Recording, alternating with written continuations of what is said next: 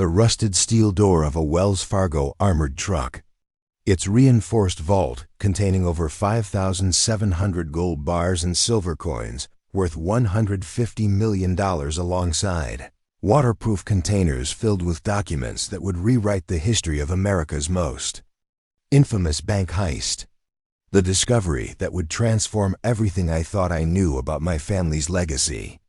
Before we jump back in, tell us where you're tuning in from, and if this story touches you, make sure you're subscribed, because tomorrow I've saved something extra special for you. The punishing drought of 2024 will forever be etched into my memory as the season that nearly obliterated everything my family had built over 4 generations. Yet, in that moment of complete desperation, when bankruptcy loomed like a shadow and our family's 87-year legacy hung by the thinnest thread, the parched earth beneath our neglected quarry concealed a secret that would transform our lives beyond anything we could have imagined. I'm Charlotte Morgan Westfield. My great-grandfather, Thomas Morgan, established Sunrise Valley Farm in the drought-prone hills of central Nebraska in 1937. During the tail end of the Dust Bowl, when most families were abandoning their land, not claiming new parcels. Our 320-acre spread had been the Morgan family's foundation and identity for nearly 9 decades, weathering every imaginable hardship that America's heartland could unleash.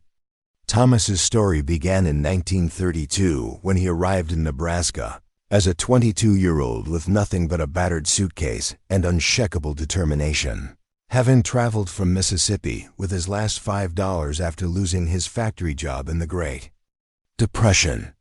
But Thomas's dreams of creating a stable life had seemed impossible within his first year when the unrelenting drought and dust storms devastated what little he'd managed to plant, leaving him with mounting debt, deteriorating health from dust pneumonia, and the temptation to join the exodus of families heading west to California.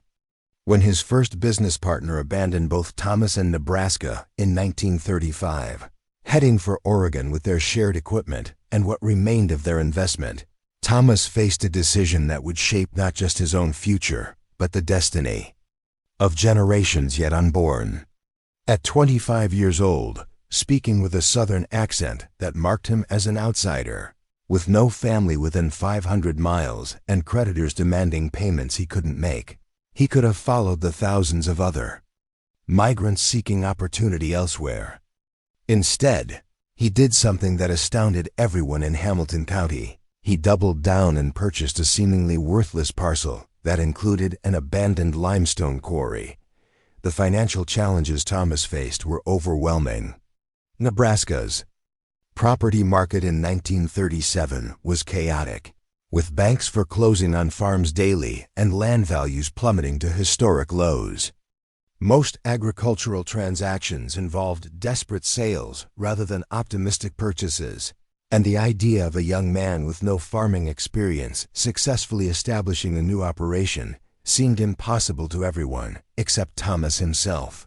He spent 6 months working as a mechanic in the nearest town, repairing farm equipment for landowners who could barely afford maintenance, saving every penny while studying agricultural bulletins by kerosene light and carefully planning how to make his unconventional property productive.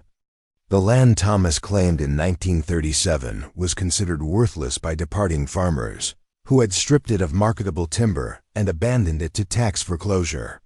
100 acres of rocky soil, sparse native grasses, and an old quarry that had been hastily abandoned when the limestone vein proved smaller than expected.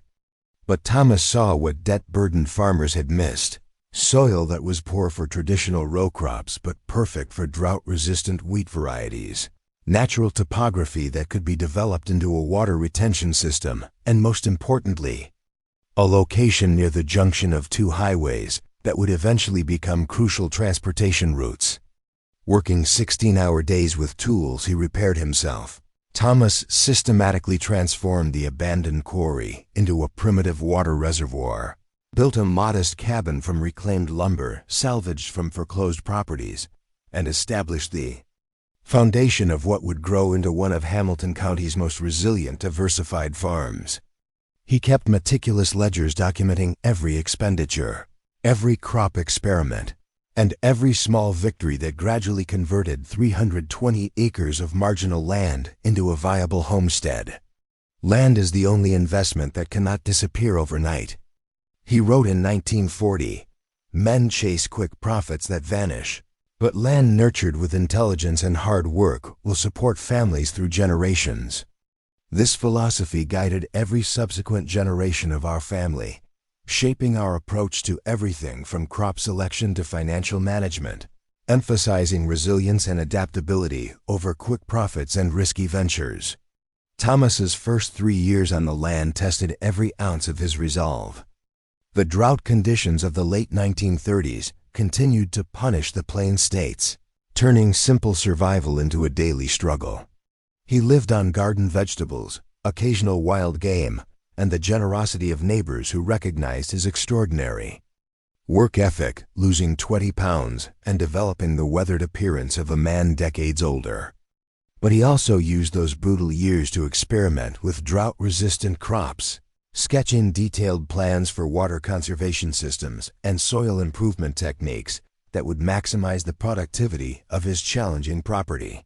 Preparing and narrating this story took us a lot of time, so if you are enjoying it, subscribe to our channel. It means a lot to us. Now back to the story. When adequate rainfall finally returned in 1941, Thomas began implementing his carefully developed plans with a determination that impressed even the multi-generational farmers who had initially dismissed his chances. He negotiated with struggling equipment dealers to purchase damaged machinery at a fraction of its value, rebuilding engines and transmissions himself, and accumulating essential tools that most new farmers couldn't afford. His mechanical skills proved invaluable during the war years when new equipment was unavailable, and he supplemented his farm income by repairing machinery for neighbors whose younger family members had left for military service.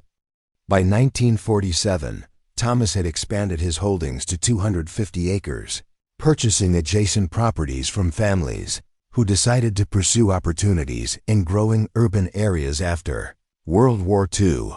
He had established relationships with grain buyers in Lincoln, who made the drive to Hamilton County specifically to purchase his high-protein wheat, recognizing that his careful soil management and seed selection produced superior quality even from marginal land. He had also begun developing a small but productive cattle operation, utilizing land too rocky for cultivation but suitable for carefully managed grazing. The expansion hadn't come without personal sacrifices. Thomas had postponed marriage and family longer than most of his contemporaries, focusing entirely on establishing a viable operation before taking on additional responsibilities. When he finally married my great-grandmother, Eleanor Thompson, in 1948, he was 38 years old and had already established himself as one of the most innovative farmers in Hamilton County. Eleanor, a schoolteacher with a degree in education, brought not just companionship but crucial literacy and accounting skills that helped transform Thomas's practical knowledge into systematic farm management practices. Thomas's success hadn't gone unchallenged. Twice during the 1940s, financial institutions had attempted to force him into disadvantageous loans, claiming that his unconventional water management and soil conservation practices represented risky deviations from established farming methods. Both times Thomas had successfully defended his approaches, aided by increasingly evident results and the grudging respect of neighboring farmers, who began adopting his water conservation techniques. As their effectiveness became undeniable, the most serious challenge came in 1952 when a consortium of investors from Omaha attempted to purchase several adjoining properties with plans to consolidate them into a massive operation focused exclusively on corn production. The plan would have disrupted the careful water management system Thomas had developed, potentially causing flooding on his lower fields while diverting necessary runoff from his reservoir. The legal battle lasted nearly a year and strained Thomas's limited resources, But he ultimately prevailed when county commissioners recognized that his water conservation system benefited the entire watershed and deserved protection. My grandfather, James Morgan, grew up understanding that every acre of Sunrise Valley Farm represented his father's ingenuity, perseverance, and unwavering vision. From the age of 7, he worked alongside Thomas, learning not just practical farming skills, but the deeper principles of resource conservation and innovative problem-solving that would define the Morgan family approach to agriculture for generations. Thomas lived to be 92, working on the farm until just weeks before his death in 2002, long enough to see James transform their operation from basic survival farming into a diversified agricultural enterprise that integrated new technologies while maintaining Thomas's core principles. James's contribution to the farm's development reflected the changing agricultural landscape of post-war America. Where Thomas had focused on basic establishment and survival, James concentrated on modernization and diversification. He installed the first center pivot irrigation system in our part of the county in 1968, significantly increasing productivity while using less water than conventional methods. He established innovative crop rotations that improved soil health while reducing dependence on expensive chemical inputs. Most importantly, James recognized that Nebraska's agricultural future depended on value-added products rather than raw commodity production. He developed a small but profitable specialty grain operation in the 1970s, growing high-quality wheat for premium flour markets rather than competing with massive operations in the commodity markets. He helped establish the Central Nebraska Growers Cooperative in 1976, serving as its second president and using his reputation for innovation and integrity to build relationships with specialty food producers throughout the Midwest. The cooperative allowed smaller, diversified farms to access markets that would have been impossible for individual producers, creating stability through collaborative marketing and shared equipment costs. My father, Robert Morgan, inherited both his grandfather's mechanical ingenuity and his father's business acumen. During the 1980s farm crisis, when many Nebraska operations were collapsing under massive debt loads, Robert had focused on maintaining equipment rather than replacing it, implementing energy-efficient systems rather than expanding acreage, and improving soil fertility through biological methods rather than increasing chemical inputs. He systematically paid down the farm's modest debt while many neighbors were taking on additional loans, positioning Sunrise Valley Farm to weather the financial storm that destroyed thousands of family operations throughout the Midwest. Robert had made the crucial decision that would prove essential to our family's long-term resilience: radical diversification.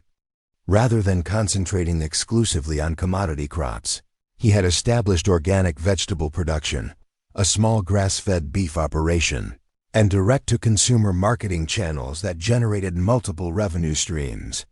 This diversification had saved Sunrise Valley Farm during the agricultural consolidation of the 1990s, when conventional commodity producers were caught between rising input costs and stagnant crop prices. The 1990s tested every principle Thomas had established and every innovation his descendants had implemented. Corporate consolidation, plummeting commodity prices, and increasing regulatory pressures created a perfect storm that pushed thousands of family farms into bankruptcy throughout the Great Plains. But Sunrise Valley Farm not only survived but cautiously expanded during this period. Robert was able to purchase a neighboring property when its owners decided to retire without family succession, adding another 70 acres to our holdings and securing valuable water rights that would prove crucial in later decades. Robert's success during this challenging period wasn't accidental. It reflected careful planning and financial discipline that Thomas had instilled in his descendants. Rather than taking on debt to finance expansion during the brief market upswings, Robert had systematically improved existing operations while maintaining substantial cash reserves. When neighboring land became available at reasonable prices, Sunrise Valley Farm was one of the few operations in Hamilton County with the financial flexibility to make strategic acquisitions without overextending. My mother, Catherine Morgan, had earned a degree in environmental science from the University of Nebraska in 1988, returning to the farm with revolutionary ideas about sustainable agriculture that positioned Sunrise Valley Farm at the forefront of the emerging regenerative farming movement. She expanded our operation to its current 320 acres during the early 2000s, purchasing the crucial North Ridge property that contains several natural springs and provided access to additional water rights that would prove essential during Nebraska's increasingly unpredictable precipitation patterns. But Catherine's greatest contribution had been her decision to begin transitioning to organic certification in 1997, years before most Midwestern farmers recognized the market potential of chemical-free agriculture. This early adoption of organic practices positioned Sunrise Valley Farm to capitalize on the explosion of demand for organic products that began in the early 2000s and continued growing through subsequent decades. Catherine's vision extended beyond simple organic certification. She understood that consumers were increasingly interested in the complete story behind their food. From production methods to environmental impact to the social and economic conditions of agricultural workers, Catherine implemented transparent farming practices and comprehensive sustainability initiatives decades before they became industry standards. She established our farm's first website in 1999, featuring virtual tours of our fields and processing facilities, complete ingredient and production information for all our products, and direct communication channels with customers. She created educational programs that brought school groups and consumers to the farm, helping rebuild the connection between people and their food sources that industrial agriculture had severed. My father, Robert, had inherited the farm in 2005 and immediately expanded the organic program, achieving full certification for all 320 acres and establishing direct relationships with natural food stores throughout the Midwest. These stores valued the exceptional quality and reliability of our organic grains, vegetables, and grass-fed beef. Robert also introduced agritourism to Sunrise Valley Farm, offering educational tours and farm-to-table experiences that provided additional revenue, while sharing our family story with thousands of visitors who gained a deeper appreciation for sustainable agriculture and the challenges facing family farming operations. Robert's innovation wasn't limited to marketing.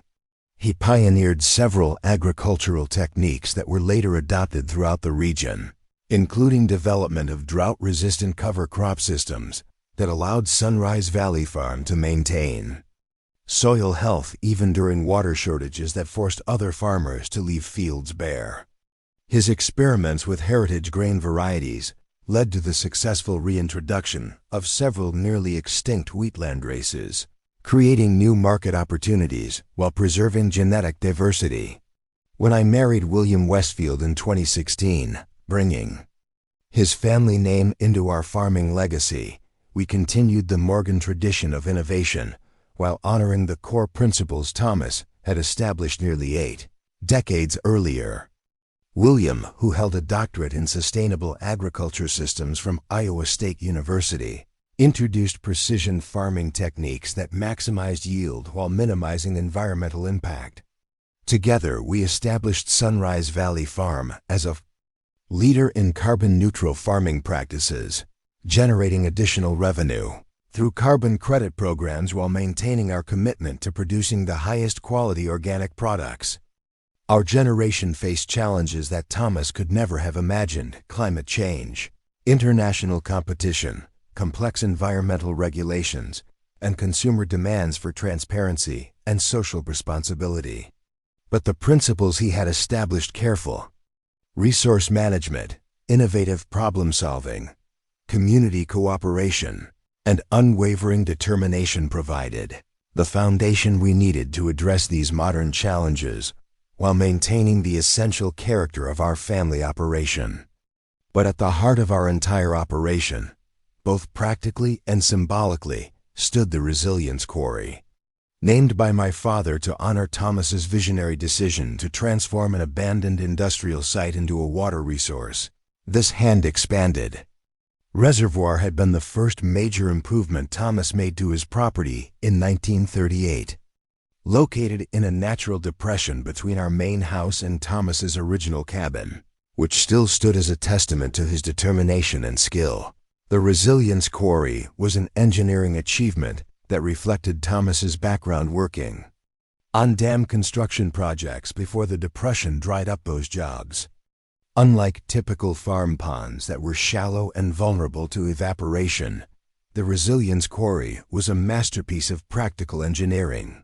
Nearly 20 feet deep at its center and lined with carefully placed limestone blocks that Thomas had salvaged and shaped himself, the quarry was designed not just to capture water, but to store it securely during Nebraska's unpredictable rainfall patterns. The unusual dimensions had puzzled visitors for generations, with Thomas's journals providing the only explanation. On the plains, water isn't just survival, it's the difference between merely existing and truly prospering. The construction of the Resilience Quarry had taken Thomas 2 years, working primarily during winter months when farming demands were reduced. He had designed a clever pulley system using salvaged equipment from abandoned farms, allowing him to move heavy limestone blocks into precise positions. Each block was individually shaped to fit perfectly with its neighbors, creating a stable stone lining that had remained structurally sound for over 80 years, despite Nebraska's extreme temperature fluctuations and occasional seismic activity. For 4 generations of Morgan children, the Resilience Quarry had been the center of farm life. James had learned to swim in its cool depths during the scorching summers of the 1950s. Robert had proposed to Catherine beside its stone rim in 1986, under a spectacular harvest moon that illuminated the surrounding fields. Catherine had taught her environmental science students about water conservation by explaining how Thomas had designed the quarry to collect and filter runoff from surrounding fields, preventing erosion while creating a reservoir that supported the farm through multiple droughts.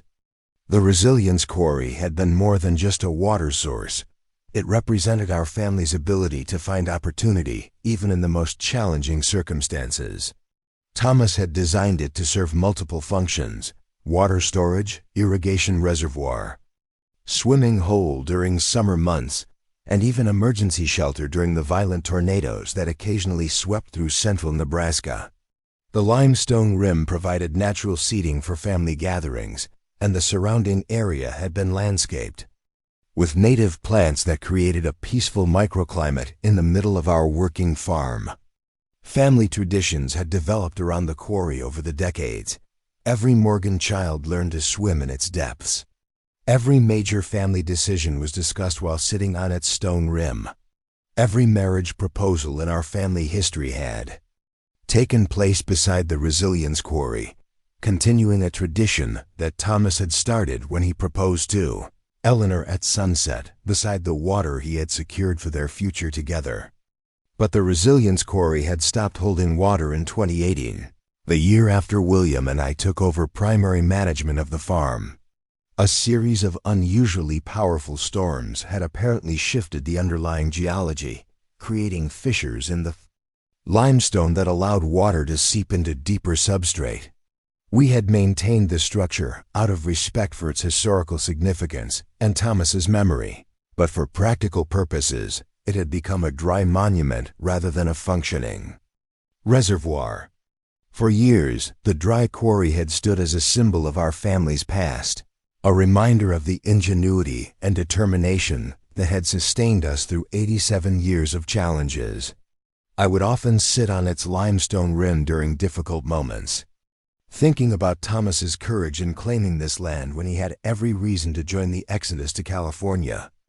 The quarry had become a place of reflection and connection to our heritage, where each generation of Morgan family members had come to make important decisions and find strength in our ancestors' examples. I never imagined that this silent monument to our past would become the key to our future, or that beneath its carefully constructed stone walls lay secrets that would connect our family to one of the most famous unsolved crimes in American banking history. The quarry that Thomas had built to provide resilience for future generations was about to fulfill that purpose in ways he could never have envisioned, revealing treasures that would ensure Sunrise Valley Farm could continue serving as our family's anchor for generations yet to come. As I stood at the edge of the Resilience Quarry in the summer of 2024, facing the greatest crisis our family had ever encountered, I couldn't have known that Thomas's greatest gift to his descendants wasn't the land itself, or even the successful farm he had built from nothing. It was his unwavering belief that opportunity could be found even in the most unlikely places, and that resilience, like the quarry that symbolized it, sometimes required digging deeper than anyone thought possible to reach the treasures hidden far below the surface.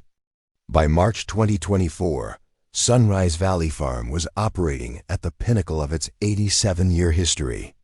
Our organic certification had opened doors to premium markets throughout the Midwest, with natural food distributors in Chicago and Minneapolis paying top dollar for our heritage grains and organic vegetables.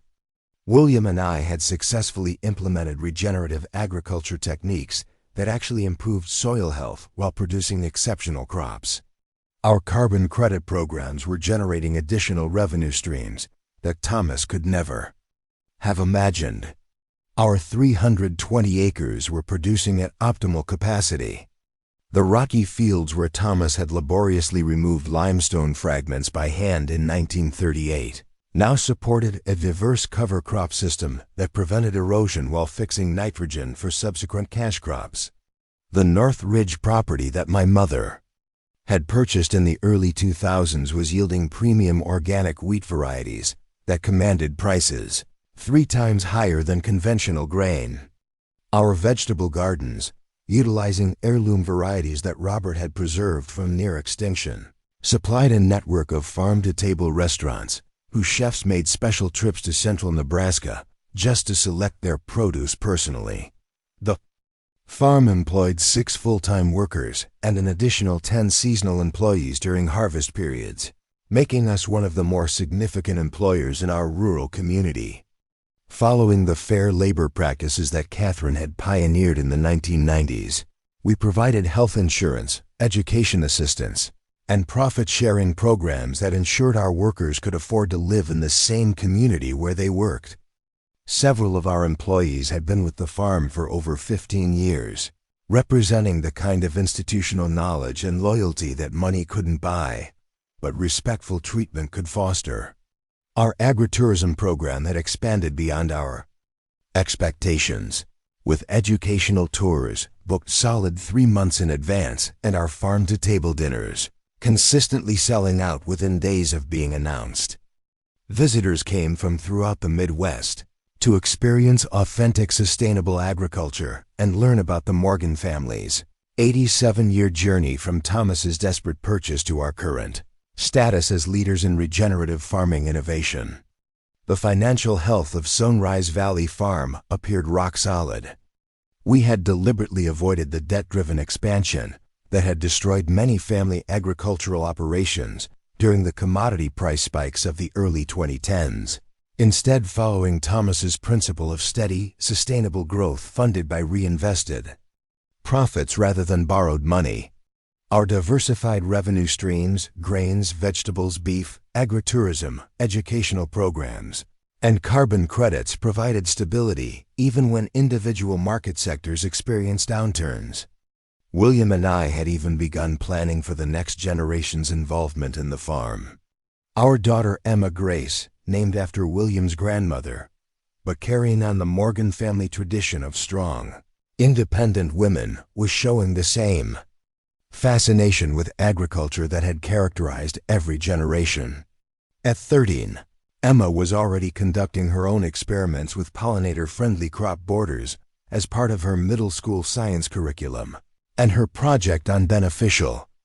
Insect habitat had won regional recognition from the 4-H program. But beneath this surface prosperity, subtle warning signs were beginning to appear that would soon converge into the greatest crisis our family had ever faced. The first indication of trouble came in February 2024, when I noticed that my father, Robert Morgan, was showing signs of health problems that went beyond normal aging. At 68, Dad had been the embodiment of the Morgan family's work ethic and agricultural wisdom. He could predict weather patterns with remarkable accuracy based on subtle atmospheric changes that meteorologists with sophisticated equipment often missed. He knew the specific preferences of dozens of our regular customers, understanding exactly which restaurants wanted their produce harvested at particular stages of ripeness and how to time deliveries to coincide with menu changes and seasonal promotions. Most importantly, Dad was the repository of relationships that had been built over decades of consistent quality and absolute reliability. He could call organic distributors who had been buying from Sunrise Valley Farm since the early 2000s and negotiate PREM/IUM prices based on trust that had been earned through years of never missing a delivery, never compromising on quality, and never promising more than we could deliver. These relationships weren't just business connections. They were personal friendships based on mutual respect and shared values about sustainable agriculture and ethical business practices.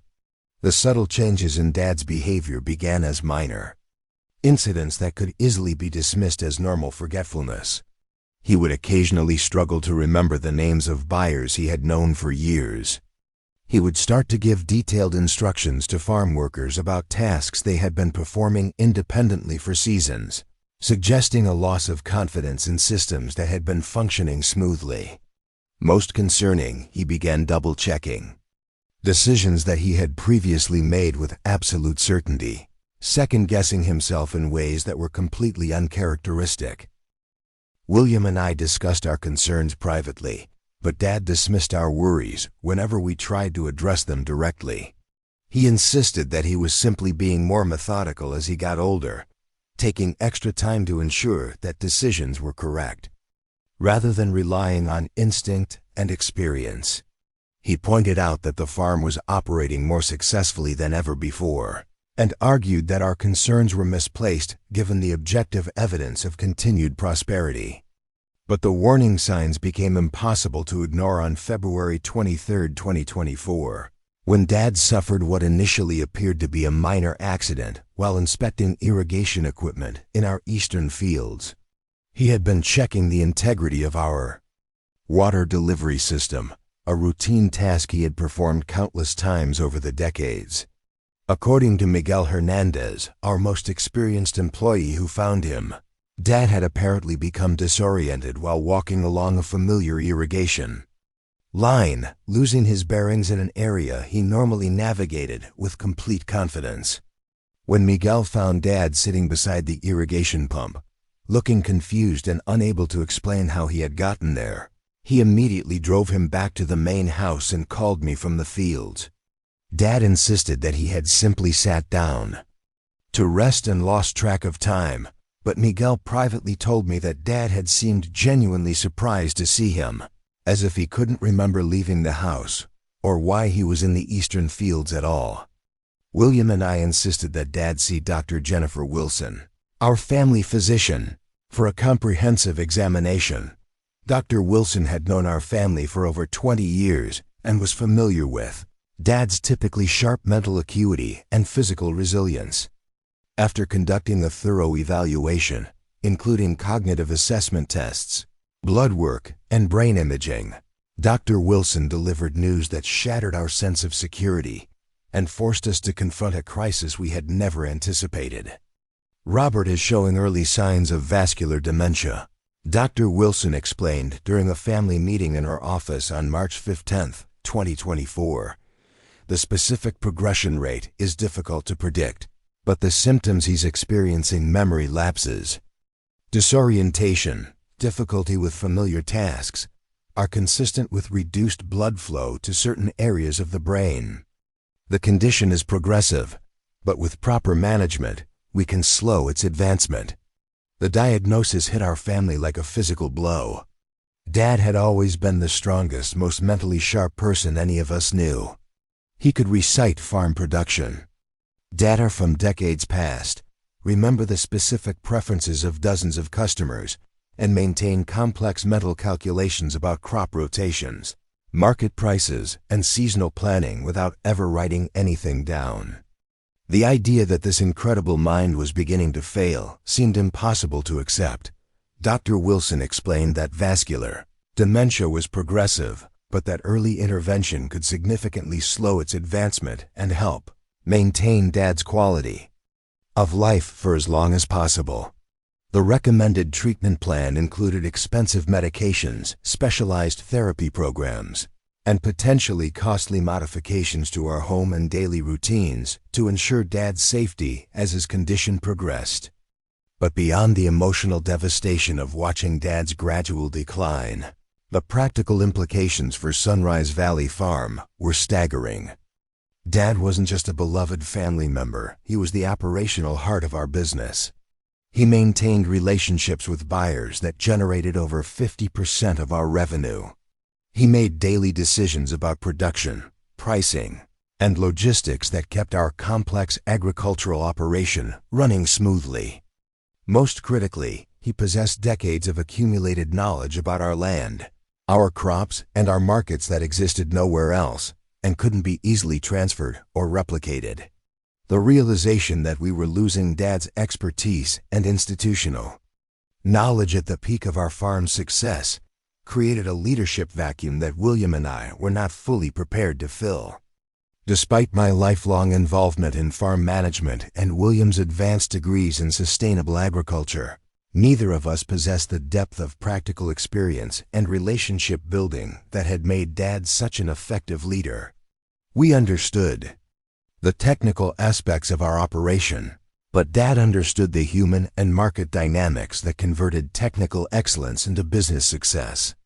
The first indication of how devastating Dad's condition would be for our business came in late March when he forgot about a crucial delivery to Harvest Table.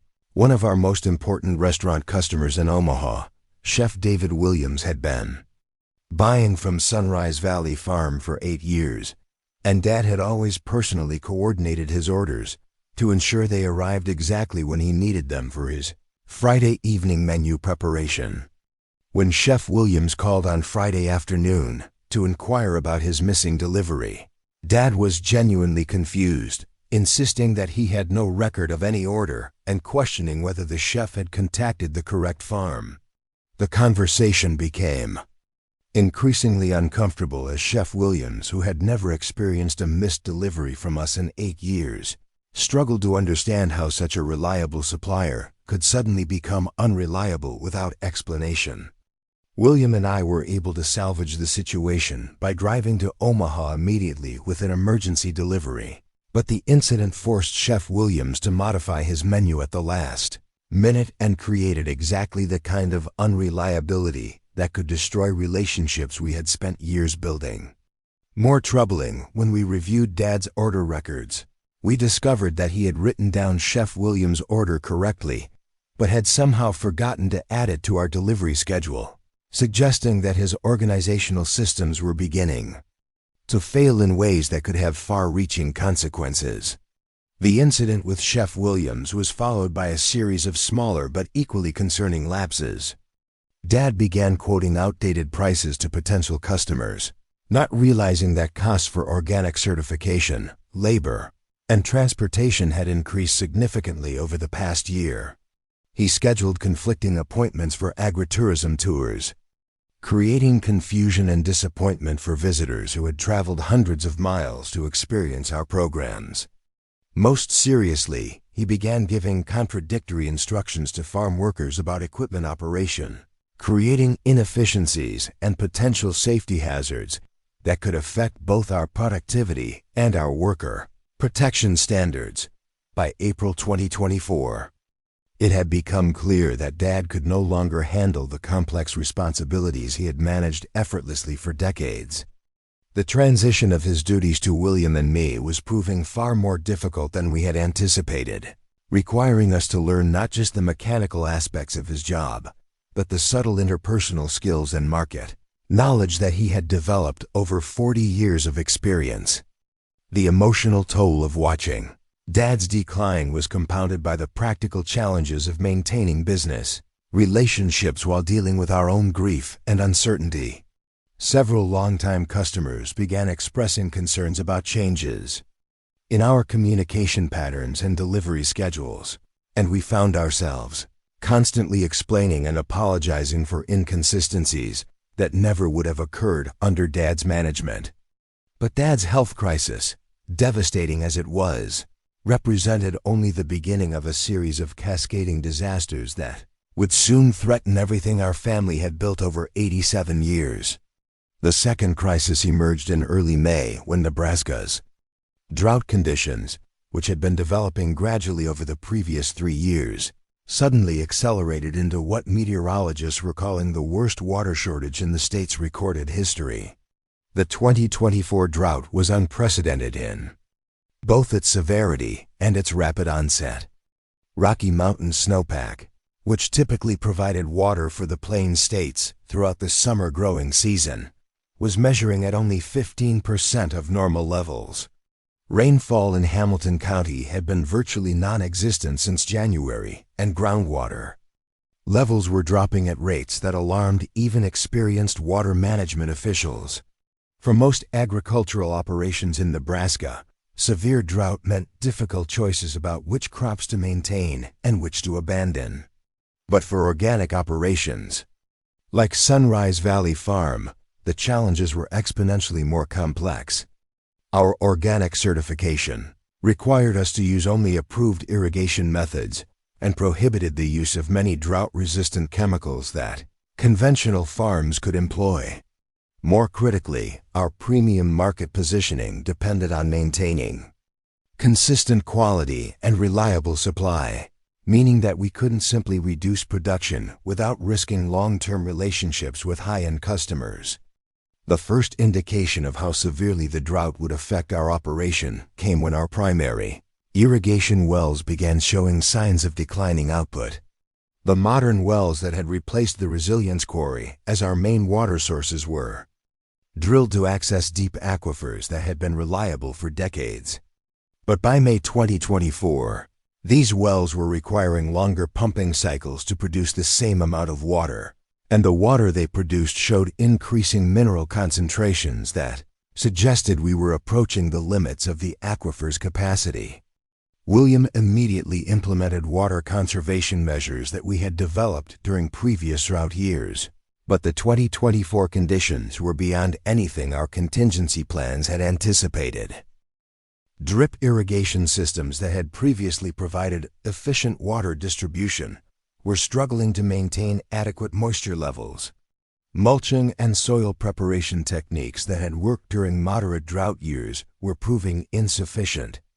Against the combination of record high temperatures and virtually non-existent rainfall, our livestock operation faced even more immediate challenges. Cattle require substantial amounts of water for drinking, and the natural springs and stock ponds that had traditionally provided this water were drying up at alarming rates. The Northridge Springs that had been one of the primary reasons my mother had purchased that property in the early 2000s were producing less than 25% of their normal flow, forcing us to transport water to outlying pastures using tank trucks that consumed enormous amounts of fuel while providing only temporary solutions. The financial implications of the drought were staggering. Our water costs, which had traditionally been minimal due to our reliance on wells and natural sources, suddenly became one of our largest operating expenses. We were forced to purchase water from municipal sources at premium prices, and even that water required careful rationing to ensure we could maintain our most critical operations. More troubling was the impact on our crop yields and quality.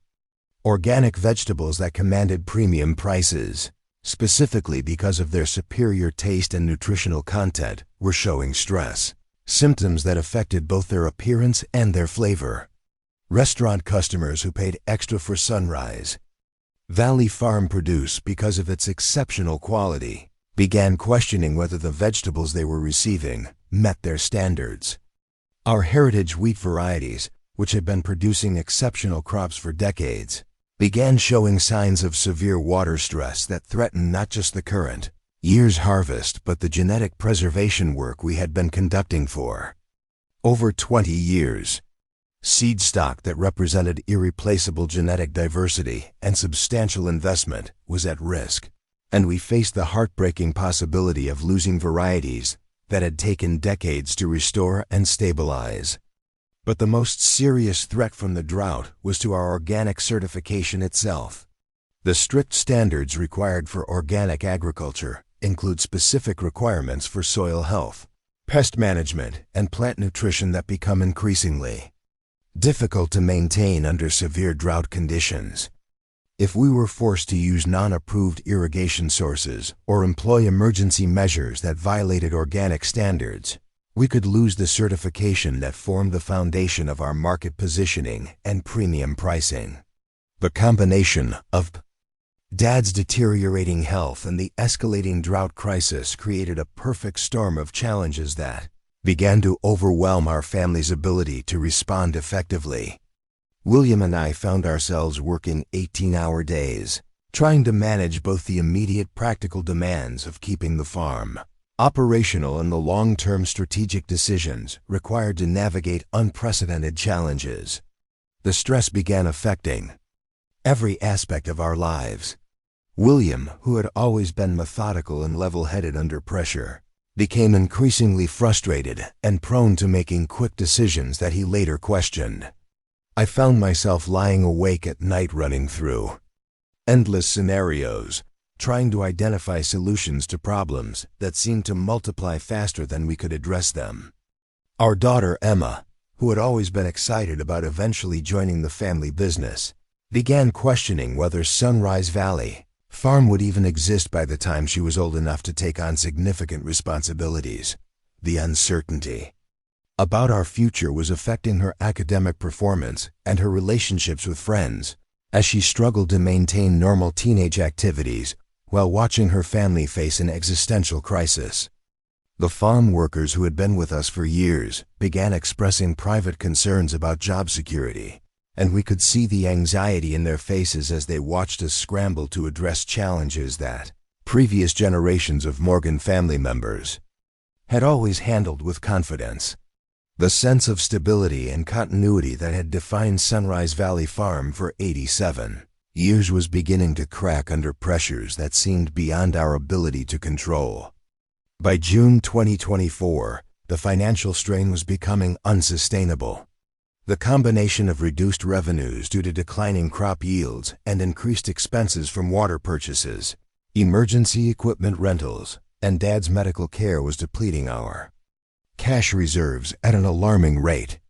Conservative financial management that had sustained our family through previous crises was proving inadequate against the unprecedented scope of the current challenges. William and I began having difficult conversations about contingency plans that our family had never previously considered. For the first time in 87 years, the possibility of selling portions of Sunrise Valley Farm was becoming a realistic option rather than an unthinkable betrayal of our heritage. The land that Thomas had fought to claim and improve, that 4 generations of Morgan family members had nurtured and expanded, might need to be parceled off to ensure the survival of what remained. The emotional weight of these discussions was crushing. Every acre of our farm represented not just financial value, but family history and personal identity that couldn't be measured in dollars. The idea of breaking up the integrated agricultural system that our ancestors had spent nearly a century developing felt like admitting defeat and abandoning everything they had worked to achieve. But practical reality was beginning to override emotional attachment. Our accountant, who had managed the farm's finances for 15 years, delivered increasingly grim assessments of our cash flow projections and debt capacity. Bank officials, who had previously approved operating loans, based on our stellar credit history and strong asset base, were now expressing concerns about our ability to service additional debt, given the uncertain agricultural conditions and market volatility. The crisis deepened in early July when our insurance company informed us that our agricultural policy would not be renewed at the previous rates due to increased drought risk and wildfire concerns in central Nebraska. The new premium quotes were nearly triple our previous costs, adding another substantial expense to our already strained budget. As July progressed, with no relief from the drought and no improvement in Dad's condition, William and I were forced to acknowledge that we faced choices that could fundamentally alter the character and future of Sunrise Valley Farm. The land that had sustained our family for 87 years might not be able to sustain us through the current crisis without sacrifices that would change everything our ancestors had built. The weight of 4 generations of expectations and the knowledge that our decisions would affect not just our own family, but also the employees who depended on us for their livelihoods created pressure that seemed almost unbearable. Yet somewhere in the back of my mind, I remembered Thomas's journals and his repeated emphasis on resourcefulness, adaptability, and the belief that solutions could be found even in the most impossible circumstances. As I stood at the edge of the dry resilience quarry during those hot July evenings, I found myself wondering if our ancestors had faced similar moments of desperation and somehow found ways to persevere that we couldn't yet see. The quarry that had provided resilience for 4 generations sat silent and empty, but perhaps its greatest gift to our family was yet to be revealed. The second week of July 2024 brought a heat wave that shattered temperature records across the Great Plains. For 9 consecutive days, temperatures in Hamilton County exceeded 106 degrees Fahrenheit, creating conditions so extreme that even our drought-adapted native grasses began showing signs of severe stress. The relentless heat accelerated evaporation from our already depleted water sources and pushed our irrigation systems beyond their designed capacity. It was during this brutal heat wave on July 16th at 3:22 p.m. that our main irrigation pump suffered a catastrophic failure that would transform our water crisis from a manageable challenge into an existential threat to Sunrise Valley Farm's survival. I was in the farm office struggling to balance our accounts while monitoring Dad's condition when Miguel Hernandez burst through the door with an expression of alarm I had never seen on his weathered face in 18 years of working together. "Charlotte, you need to come to the pump house immediately," he said, his voice tight with urgency. "The main pump just failed completely. There's water everywhere, and we've lost pressure to the entire north and east irrigation zones." I ran the quarter-mile to the pump house, my heart pounding as I comprehended the implications of what Miguel was describing. The main irrigation pump was a massive Grundfos unit that had been installed in 2019 at a cost of $38,000. It was designed to move 600 gallons per minute from our primary well to distribution points throughout the farm. This pump was the heart of our irrigation system, responsible for delivering water to over 180 acres of our most valuable crops. The scene at the pump house was devastating. The pump's housing was cracked and leaking profusely, the main drive shaft bent at an unnatural angle, and electrical components were smoking from apparent overheating. Hydraulic fluid, cooling water, and debris covered every surface, creating a scene that looked more like a disaster site than a mechanical failure. William arrived moments after me, took one look at the destruction, and immediately began calculating the implications. "This isn't just a pump replacement," he said grimly, kneeling to examine the twisted shaft and destroyed impeller. "The failure has likely damaged the well casing and contaminated the filtration system. We're going to need to pull the entire assembly, inspect the well integrity, and rebuild several components." Miguel, who had decades of experience maintaining agricultural equipment, shook his head as he surveyed the damage. "I've never seen a pump failure this severe," he said. "It's like something caused the impeller to seize while running at maximum capacity. The torque forces literally destroyed the housing." Our immediate priority was protecting our crops from the 106 heat. Without the benefit of our primary irrigation system, William organized our crew to begin emergency hand watering of our most valuable plants, using portable pumps and water tanks, a labor-intensive process that could only provide minimal protection for a small fraction of our irrigated acreage. Meanwhile, I began making phone calls to equipment suppliers, trying to locate a replacement pump that could be delivered and installed before our crops suffered irreversible damage. The quotes I received from equipment dealers were staggering.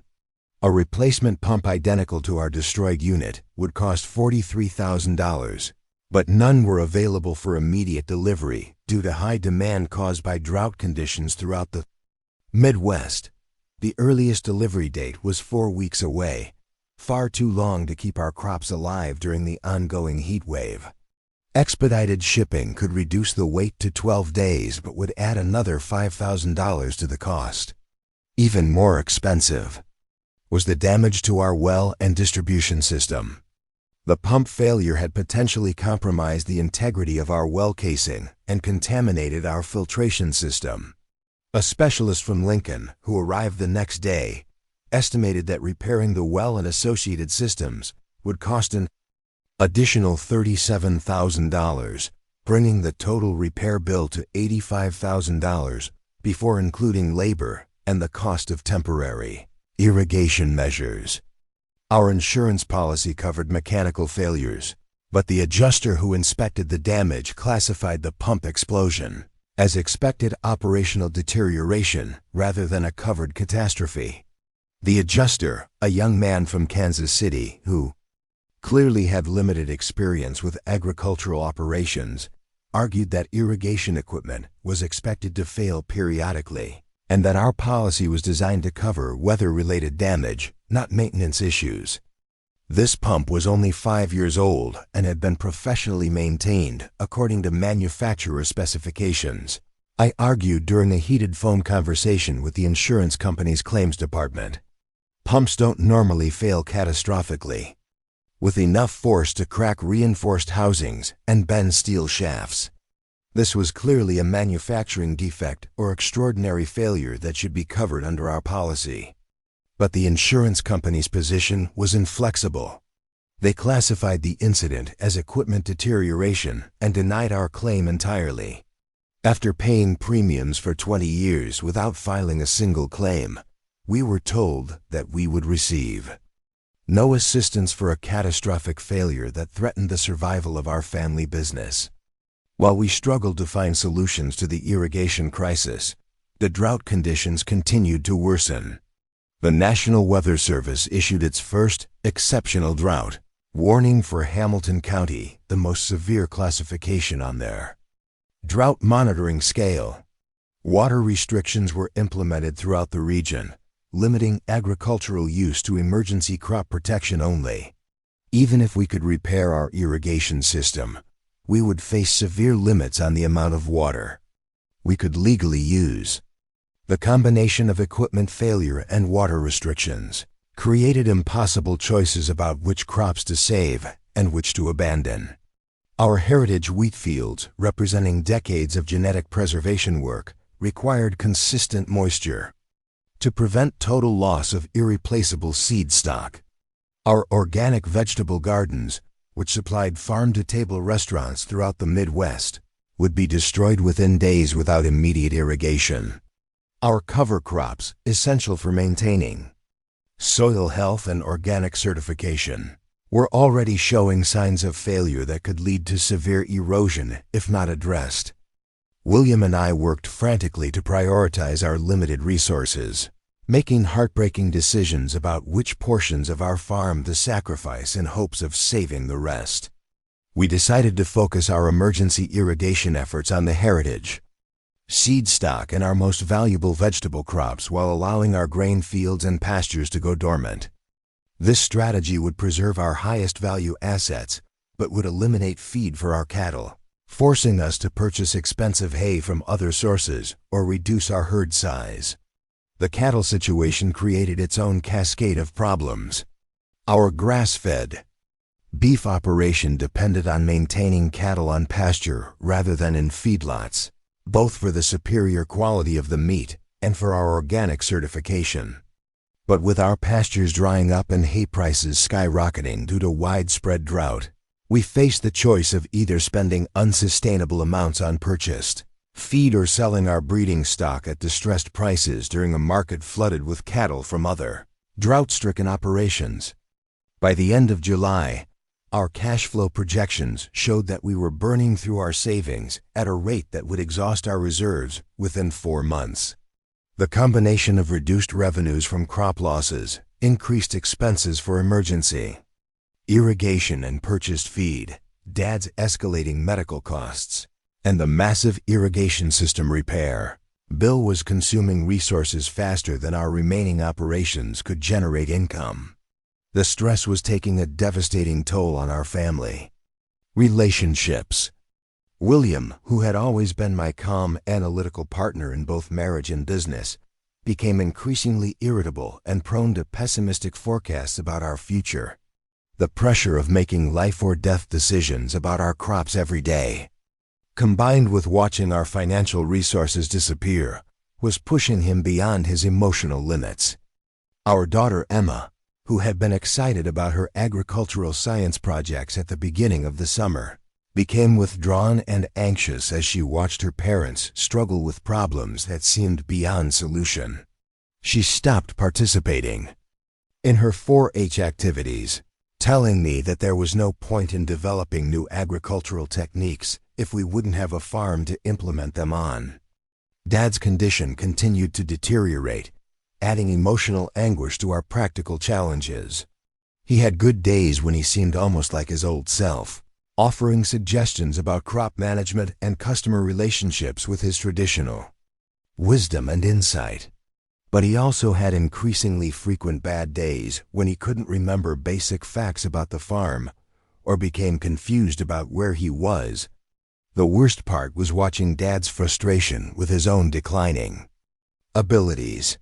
He knew that something was wrong, that his memory and judgment weren't functioning normally, but he couldn't understand why or accept that the condition was progressive and incurable. During his lucid moments, he would apologize repeatedly for forgetting important details or making mistakes, breaking our hearts with his awareness of how much we were losing as his abilities faded. On August 3rd, Dad wandered away from the house while William and I were dealing with another irrigation emergency in the far fields. Emma found him 2 hours later sitting beside the dry resilience quarry, completely disoriented and unable to explain how he had gotten there or why he had left the house. The incident forced us to acknowledge that Dad could no longer be left alone, requiring us to hire a part-time caregiver at a cost of $2,800 per month that our strained budget could barely accommodate. The caregiver, a compassionate woman named Sarah Johnson who specialized in dementia patients, helped stabilize Dad's daily routine and provided the professional care he needed. But her presence also served as a constant reminder of how much our family situation had changed and how much worse it was likely to become as Dad's condition progressed. Meanwhile, our irrigation system repairs were proving even more complex and expensive than initially estimated. When contractors began excavating to reach the damaged well casing, they discovered that the pump failure had caused more extensive damage than anyone had realized. The well itself required significant rehabilitation, and the primary distribution line had been contaminated with debris that required complete replacement rather than simple cleaning and repair. The revised repair estimate reached $96,000, and the contractor warned that additional problems might be discovered as work progressed. Each day of delay meant more crop losses and increased the risk that we would miss the narrow window for saving our heritage seed stock and other irreplaceable assets. We faced the agonizing choice of committing to massive repair costs without knowing if additional problems would push the final bill even higher. Our bank, which had been supportive during previous challenges, began expressing concerns about our ability to service additional debt given the uncertain agricultural conditions and our deteriorating cash flow. The loan officer who had approved our equipment purchases for over a decade started requesting additional documentation and collateral for what had previously been routine credit line extensions. "I understand that you're facing exceptional circumstances," explained Mark Daniels, our longtime banking representative, during an uncomfortable meeting in his Aurora office. "But bank regulations require us to evaluate credit risk based on current financial performance, not historical relationships. Your debt-to-asset ratio has deteriorated significantly, and your cash flow projections don't support the additional borrowing you're requesting." The bank's position forced us to confront the possibility that we might need to use our land as collateral for the irrigation system repairs, putting the farm itself at risk if we couldn't restore profitability quickly enough to service the debt. For a family that had never borrowed against our core property in 87 years of operation, the idea of mortgaging Thomas's legacy felt like a fundamental betrayal of everything our ancestors had worked to achieve. As August progressed, with no relief from the drought and mounting equipment problems, we faced additional crises that seemed to emerge faster than we could address them. Our backup generator, which provided power for essential systems during the frequent electrical outages caused by grid strain from air conditioning demand, failed during a particularly critical period when we were running emergency irrigation pumps around the clock.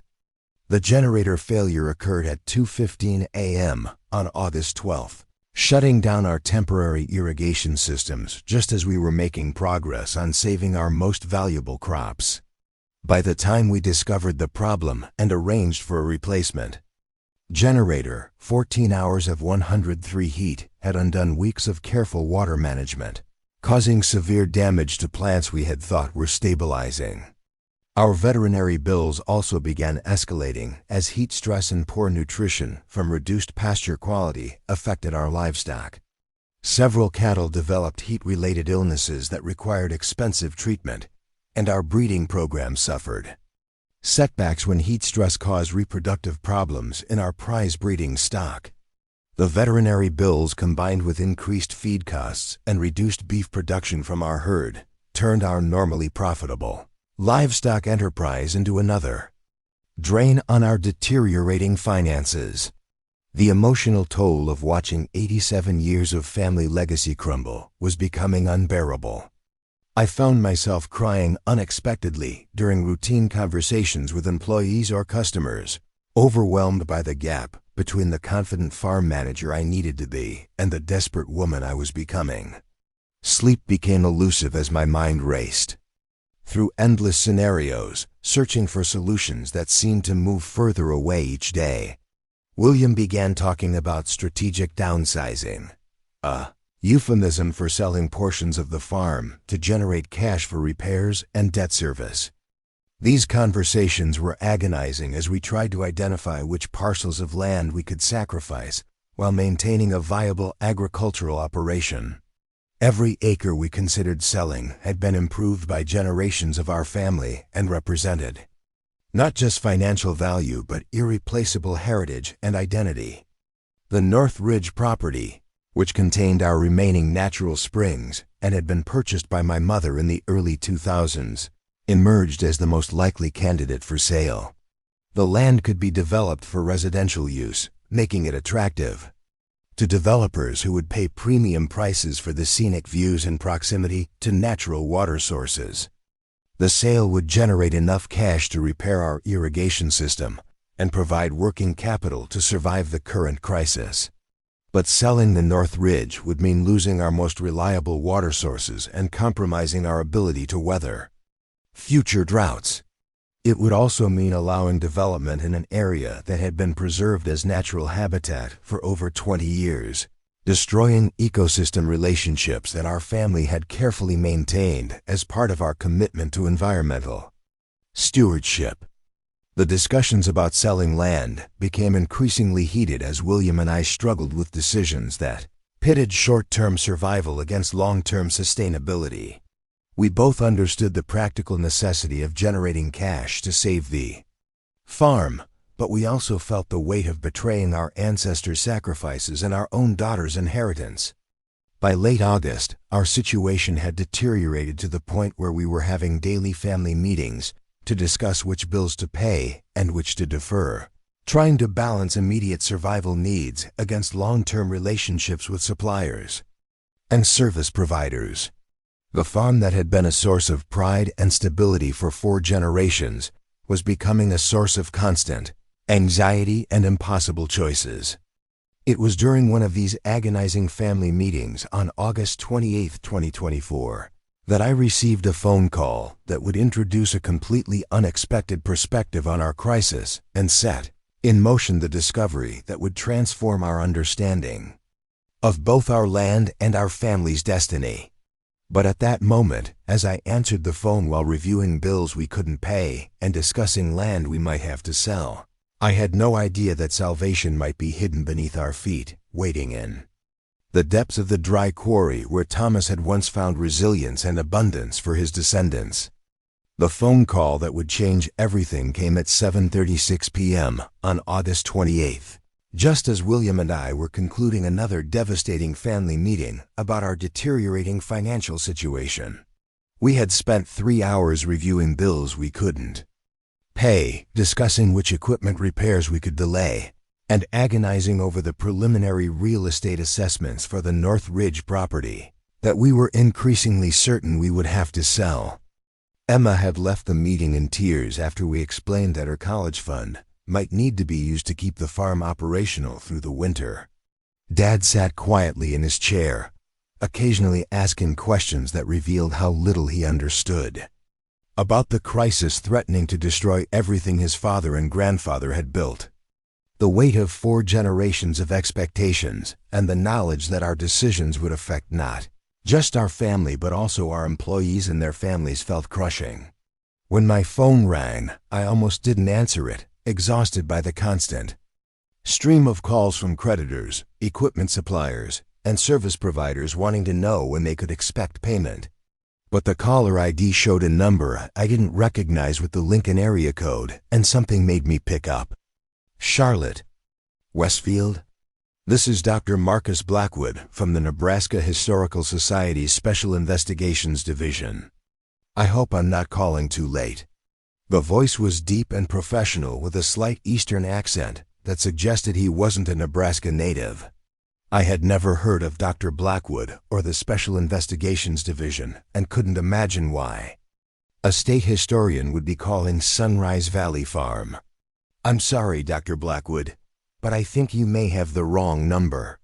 We're a working farm, not a historical site. Actually, I believe I have exactly the right number, he replied with a note of excitement in his voice.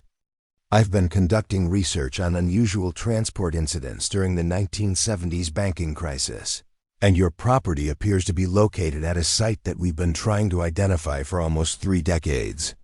William looked up from the financial documents he was reviewing, his expression shifting from exhaustion to curiosity as he listened to my side of the conversation. Emma, who had been about to leave for her room, paused at the doorway. I'm afraid I don't understand, I said. Our family has owned this land since 1937, and we've never found any evidence of historical significance. This area was considered marginal farmland when my great-grandfather claimed it. That's exactly what makes it so interesting, Dr. Blackwood explained. We've been studying unusual incidents during the banking and savings and loan crises, particularly the lesser-known cases that never received national attention. Based on geographical analysis and recently declassified FBI documents, we believe your property may have been the location where a Wells Fargo armored truck disappeared without a trace in August 1973. The name Wells Fargo sparked a vague memory from a Nebraska history class I'd taken in college, but I couldn't recall any specific incidents involving missing armored trucks in our region. Even if that were true, Dr. Blackwood, I'm not sure how it would be relevant to our current situation. We're facing some serious challenges right now, and historical research isn't really our priority." "I understand completely," he said, his tone becoming more serious. "But there's something else you should know. I've secured a federal grant to investigate potential sites related to this particular case. If your property contains evidence connected to the missing Wells Fargo truck, the investigation could qualify for historical preservation funding that might be substantial." The word substantial caught my attention immediately. Any source of funding, no matter how unlikely, deserved investigation given our desperate financial situation. "What kind of investigation are we talking about, and what would it mean for our farm operations?" "That's what I'd like to discuss with you in person," Dr. Blackwood replied. "I have geographical surveys, historical documents, and recently declassified materials that I believe will be very interesting to your family.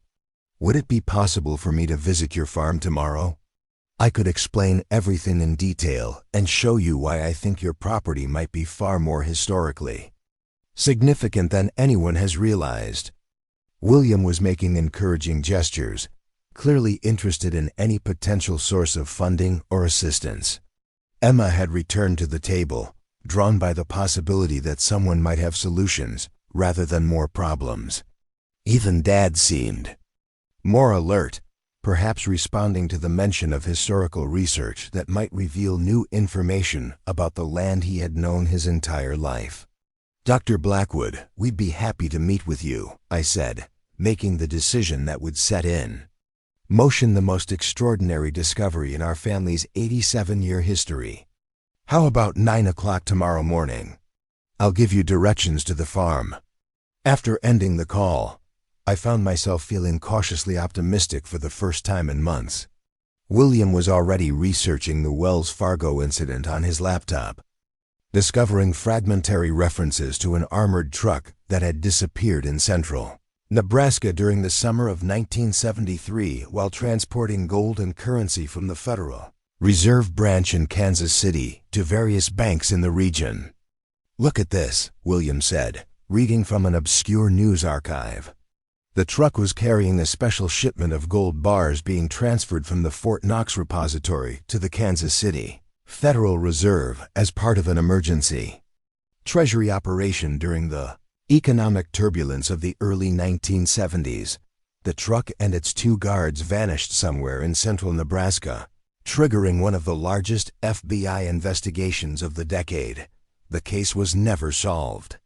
Emma, whose interest in history had been dormant since elementary school, suddenly became engaged by the possibility that our family's land might have played a role in one of Nebraska's most intriguing mysteries. If there really was an armored truck that disappeared here, could it be buried somewhere on our property? Maybe that's why the resilience quarry is so much deeper than normal farm ponds. Her observation was surprisingly insightful. The resilience quarry's unusual dimensions had always been explained by Thomas's journals as necessary for water storage during drought years.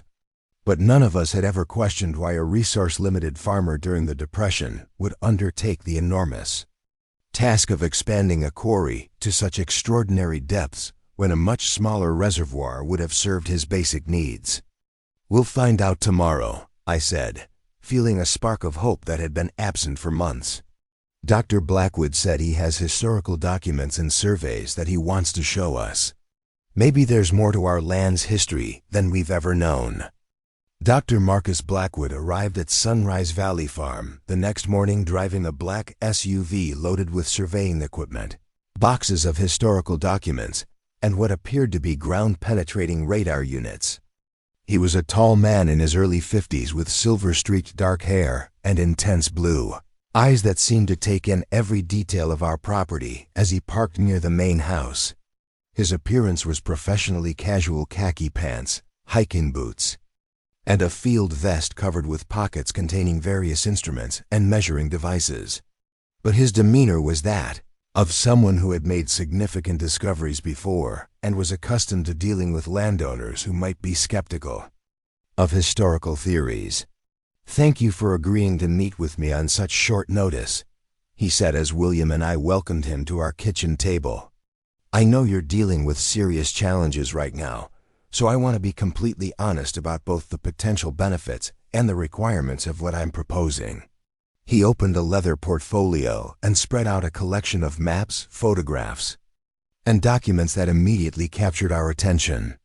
The centerpiece was a declassified FBI file dated September 1973 that showed search patterns throughout central Nebraska, with several locations marked as potential diversionary routes along what appeared to be the last known path of the missing armored truck. This file was declassified just last year through a Freedom of Information Act request, Dr. Blackwood explained. It shows a previously unknown aspect of the investigation that focused on possible locations where the truck might have been deliberately hidden rather than simply robbed. Your property is marked here as location D7, abandoned quarry site, a potential hiding place that was never fully investigated due to jurisdictional disputes between local and federal authorities. The designation abandoned quarry site sent chills down my spine. Thomas had never mentioned in his journals that the Resilience Quarry had existed before he purchased the property, always describing it as something he had created himself. Yet, now we were seeing official FBI documents suggesting the quarry had been present and considered significant decades after Thomas claimed to have created it. "Are you suggesting that my great-grandfather knew about this connection when he expanded the quarry?" I asked. "That's one possibility," Dr. Blackwood replied. "But there's another explanation that might be even more significant. Based on the geological surveys I've conducted and the historical timeline, I believe the armored truck may have been deliberately sunk in your quarry during a period when it was temporarily abandoned during the drought of 1972-73. Your family may have had no knowledge of what was hidden beneath the water when farming operations resumed."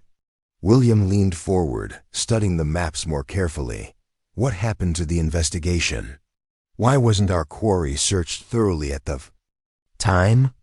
"That's where the story becomes particularly interesting," Dr. Blackwood said, pulling out another set of documents. "The case was abruptly classified in October 1973, with all local law enforcement ordered to cease investigations immediately.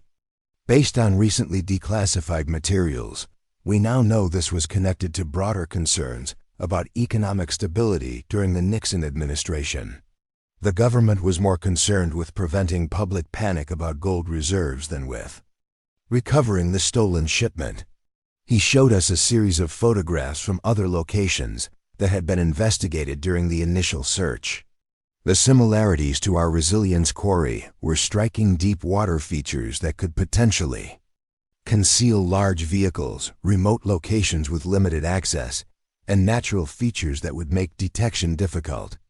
"What I find most intriguing about your site," Dr. Blackwood continued, "is that satellite imagery from August 1973 shows unusual activity around your quarry just days after the armored truck disappeared.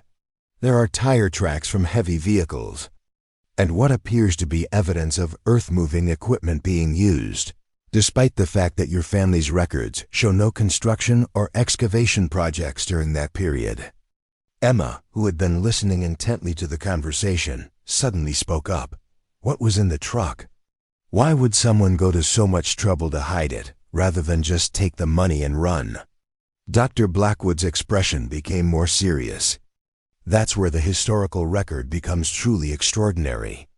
According to the declassified manifests, the armored truck was carrying a special treasury shipment that included 5,700 gold bars valued at approximately $1 million in 1973 currency. But the truly valuable cargo wasn't just the gold, it was a collection of bearer bonds and banking documents that were being transported as part of an emergency Federal Reserve operation." The figure he mentioned was staggering. Even in 1973, $1 million represented an enormous fortune. In today's currency, accounting for both inflation and the increased value of gold, Such a shipment would be worth well over $150 million. You're talking about a lost treasure, William said, his voice reflecting the mixture of excitement and skepticism that we all felt. Are you suggesting that this missing shipment might be somewhere on our property? I'm suggesting that the circumstances surrounding the Wells Fargo disappearance, the timing of unusual activity at your quarry, and the federal government's inexplicable decision to abandon the investigation create an intriguing historical puzzle. Dr. Blackwood replied carefully. The federal grant I've secured provides funding to investigate exactly these kinds of questions using non-invasive archaeological techniques. He pulled out a tablet computer and showed us ground-penetrating radar images from other investigation sites. The technology could reveal buried structures, metal objects, and soil disturbances without requiring excavation, providing a way to investigate our property's history without disrupting our agricultural operations. William was clearly interested in any potential source of funding or assistance. The possibility that our seemingly worthless dry quarry might contain something of value was too intriguing to dismiss, regardless of how unlikely it might seem. Even Dad, who had been withdrawn and confused for weeks, showed a spark of interest in the historical photographs Dr. Blackwood was displaying. Dr. Blackwood, what exactly are you proposing? I asked, needing to understand the practical implications before committing to anything. I'd like to conduct a systematic investigation of your quarry using ground-penetrating radar and other non-invasive techniques, he replied. If the results indicate the presence of a large metal object consistent with an armored truck, we would proceed to more detailed imaging and potentially a careful archaeological excavation. All expenses would be covered by my federal grant, and any discoveries would be documented according to historical preservation standards. The timeline he proposed was aggressive but manageable. The initial radar mapping could be completed within 1 week, providing preliminary results without disrupting our emergency irrigation repairs. If the results justified further investigation, the excavation phase could begin in October after our harvest season, minimizing interference with our agricultural operations. William and I exchanged glances, both recognizing that Dr. Blackwood's proposal represented our best hope for generating the funding we needed to save Sunrise Valley Farm. The federal grant money would cover our immediate crisis, and the possibility of discovering something historically significant could transform our property from a struggling agricultural operation into a valuable historical and educational destination. Dr. Blackwood, I said, making the decision that would change our family's destiny, we'd like to proceed with your investigation. When can you begin? I can have my equipment here by the end of the week, he replied, his excitement evident despite his professional demeanor. I'll coordinate with your farm operations to ensure we don't interfere with your essential activities. But I want to be clear about something. If we do discover significant artifacts, this investigation could attract considerable attention from historians, archaeologists, and potentially federal authorities. You'll need to be prepared for the possibility that your quiet farm might become a very public place. The warning about public attention was concerning, but our immediate survival took priority over privacy considerations. We agreed to proceed with the investigation, and Dr. Blackwood began explaining the technical details of the radar mapping process and the documentation requirements for federal grant compliance. As we concluded the meeting and Dr. Blackwood prepared to return to Lincoln to organize his equipment and team, I felt a combination of hope and apprehension that had replaced the despair that had dominated our family for months. We were still facing the same financial crisis, the same equipment failures, and the same agonizing decisions about Dad's care and our farm's future. But for the first time since the crisis began, we had a potential source of assistance that didn't require selling our heritage or abandoning everything our ancestors had built. Emma, who had been quiet during most of the meeting, approached me as Dr. Blackwood was loading his equipment back into his SUV. "Mom, do you really think there might be treasure buried under the resilience quarry?" "I don't know, sweetheart," I replied honestly. "But I think Thomas would approve of us investigating every possibility to save the farm." He faced impossible odds when he claimed this land, and he never gave up looking for solutions.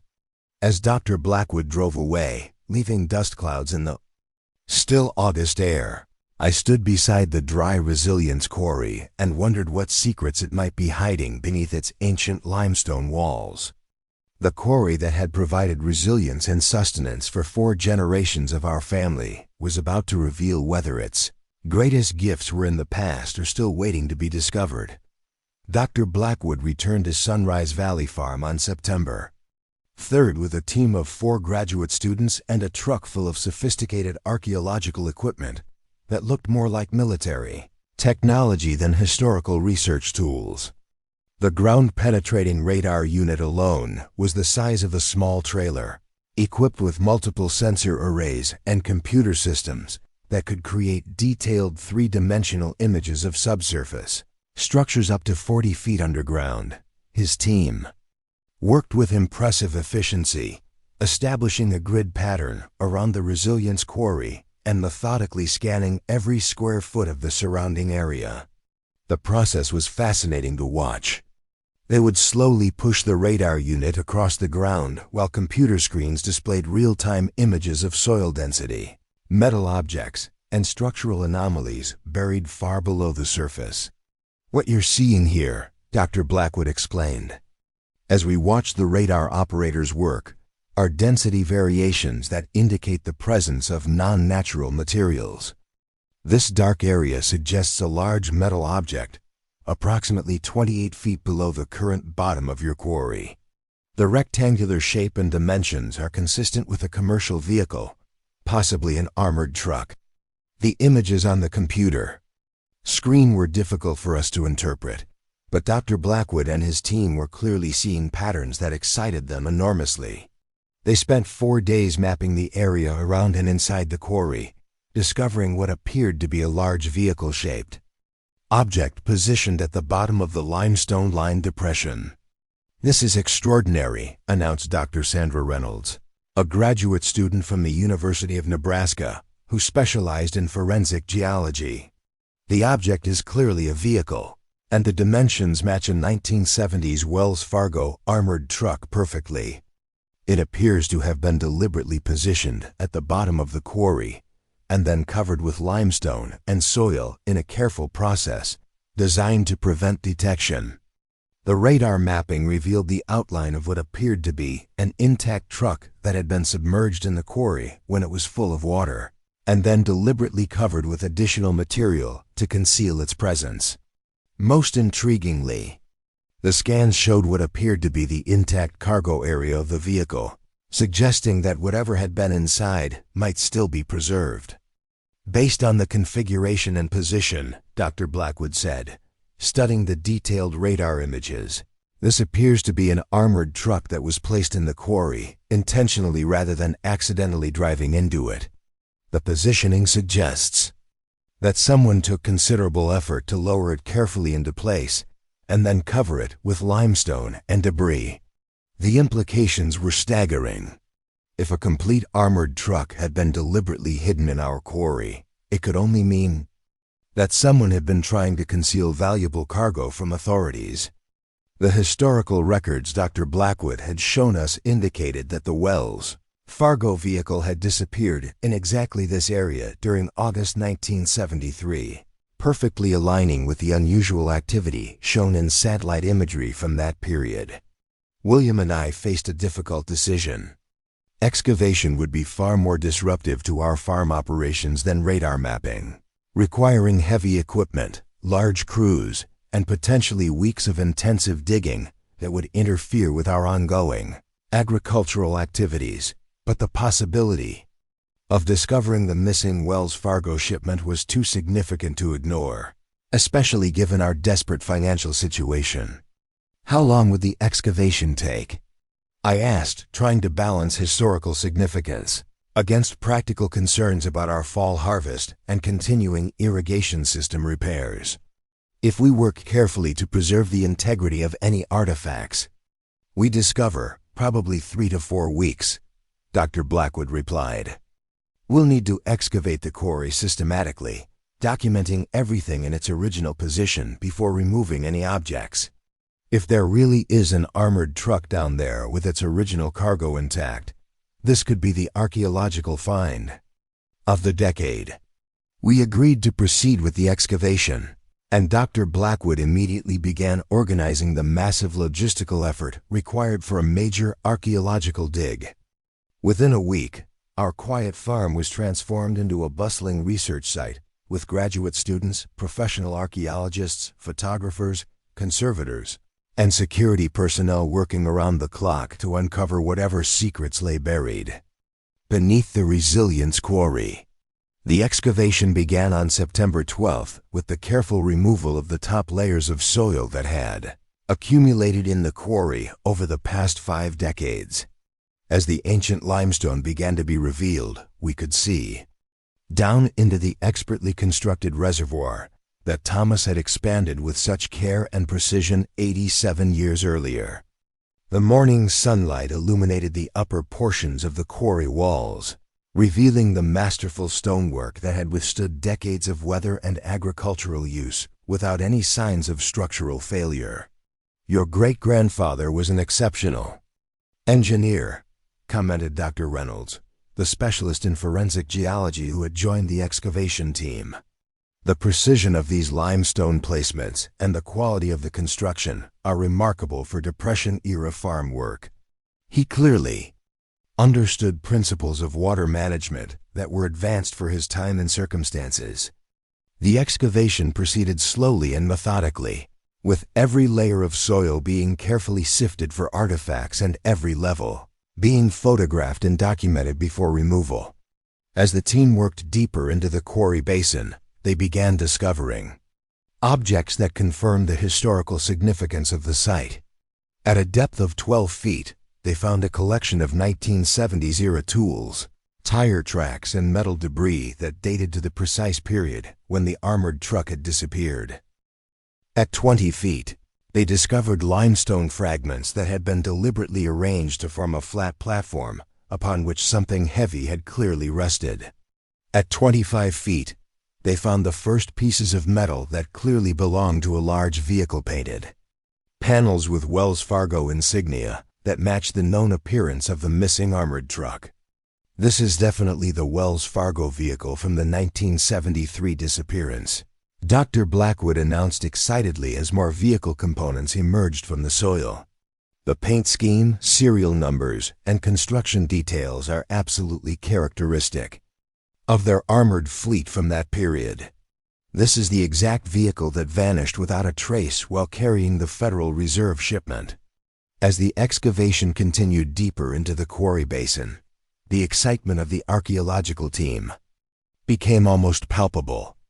They were clearly discovering something extraordinary, but they maintained their scientific discipline, documenting every detail before proceeding to the next layer of soil and artifacts.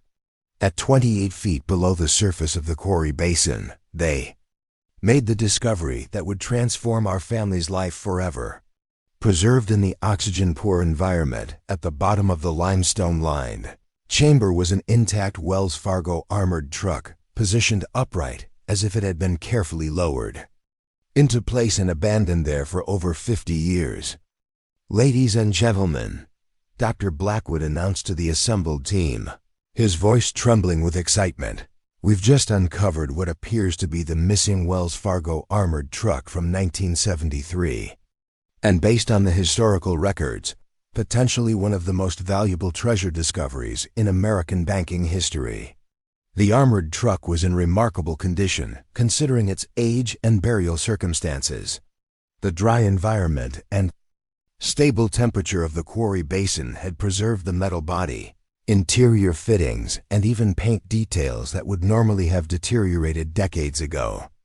But more importantly, the truck appeared to be fully loaded with cargo that had remained undisturbed since the day it was hidden. The rear cargo compartment contained several metal security containers bound with steel bands, their locks still intact after 51 years underground. The driver's compartment held logbooks, communication equipment, and what appeared to be personal belongings of the guards who had been operating the vehicle when it disappeared.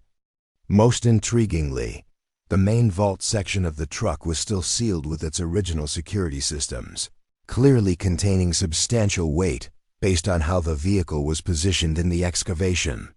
We need specialized equipment to access these compartments safely, Dr. Blackwood explained as the team worked to stabilize and document the discovery.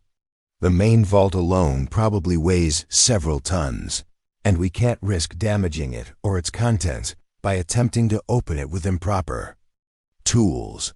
The process of extracting the armored truck and its cargo required another week of careful work. A crane was brought in to lift the major components, while conservators worked to stabilize metal artifacts that might deteriorate rapidly once exposed to air and moisture.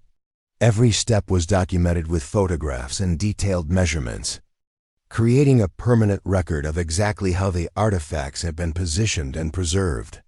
On September 24, 2024, the main vault was finally opened in a specially constructed conservation laboratory that had been established in our farm's main barn.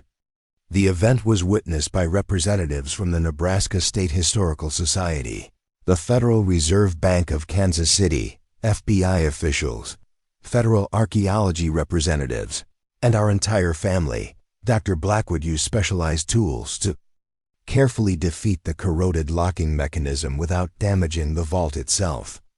As the heavy steel door was opened for the first time in over 51 years, revealing the contents that had been hidden in our quarry since 1973, the assembled crowd fell silent in amazement.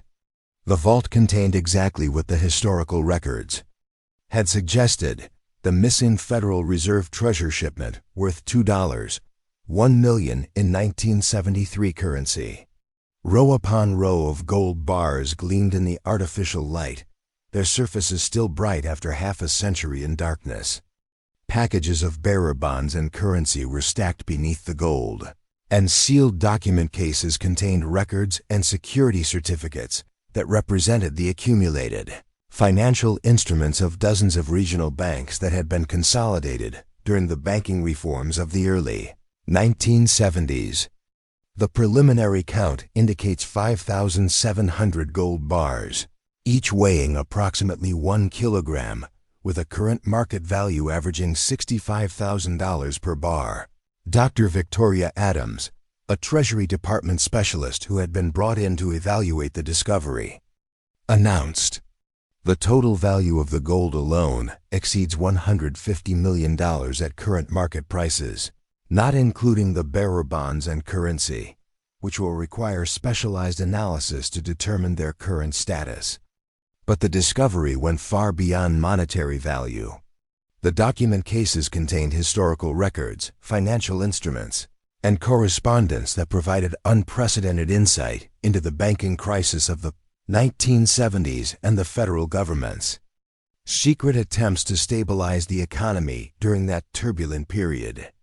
Banking records, economic forecasts, and contingency plans created a time capsule that illuminated aspects of American financial history that researchers had never been able to study before.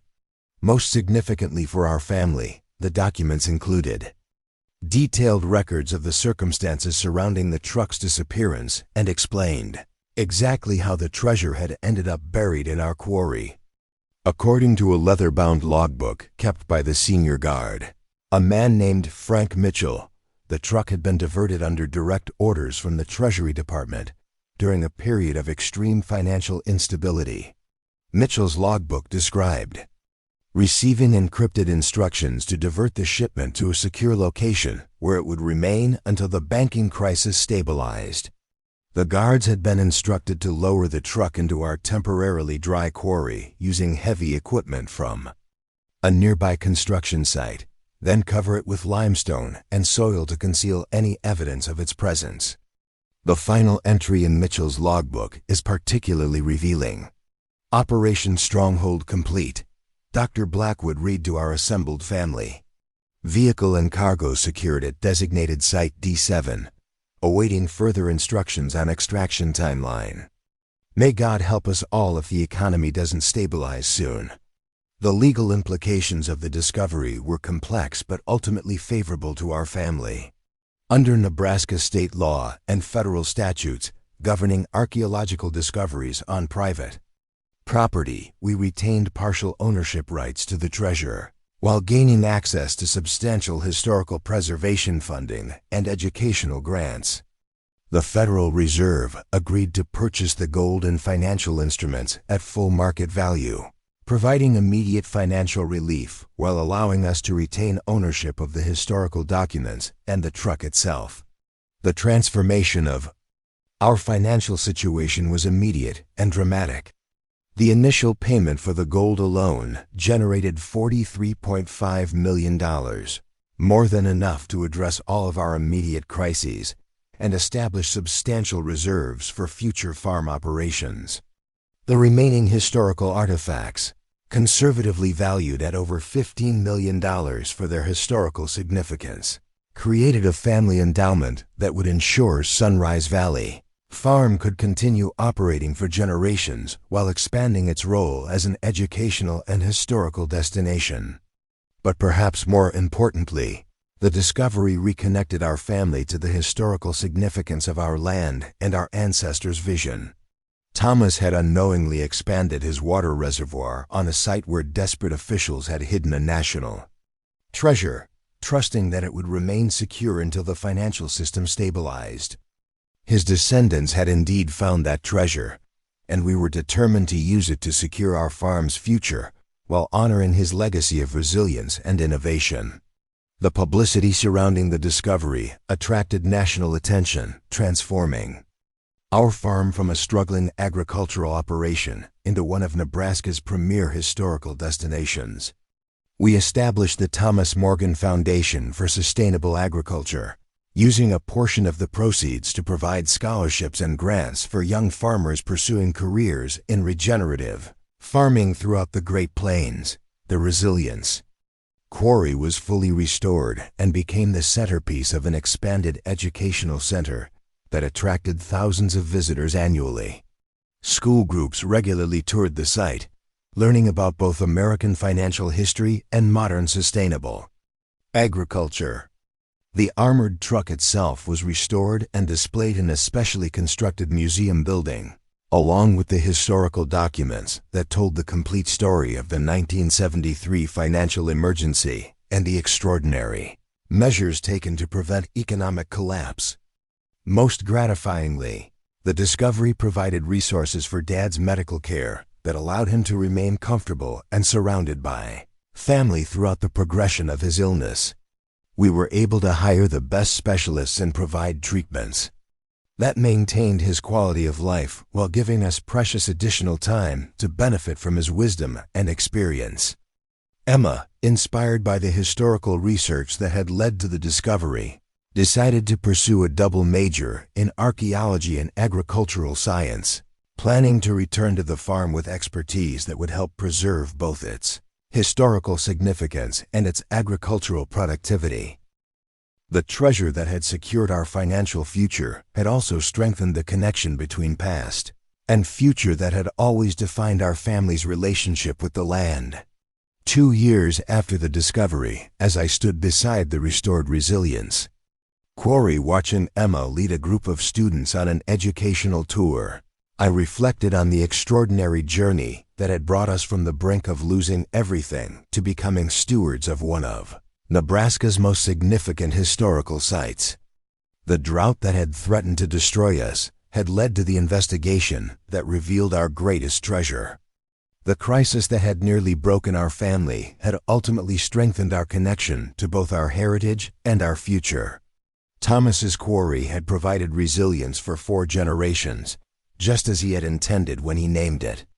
But its greatest gift hadn't been the water it provided for decades, or even the treasure it concealed for 51 years. Its greatest gift was the lesson it taught about perseverance, faith, and the belief that solutions can be found even in the most impossible circumstances. if you're willing to dig deep enough and never give up hope. The treasure from the Wells Fargo armored truck had saved Sunrise Valley Farm, but the real wealth of our land had always been visible to those who knew how to look for it, in the resilience that had sustained us through multiple crises, in the innovation that had allowed us to adapt to changing conditions, in the community connections that had supported our family through generations of challenge and change, and in the values that had guided our stewardship from Thomas's time to our own. As the sun set behind the cottonwood trees that Thomas had planted nearly 9 decades ago, painting our farm in the golden light that inspired its name, I understood that we were simply one chapter in a continuing story that would extend far beyond our individual lives. The discovery had transformed our circumstances, but it had also deepened our responsibility to preserve both the land and the values that Thomas had established when he first claimed this remote piece of Nebraska. With nothing but determination and an unshakable belief in the possibility of creating something lasting and meaningful, the Resilience Quarry had kept its promise, providing hope and abundance for generations yet to come.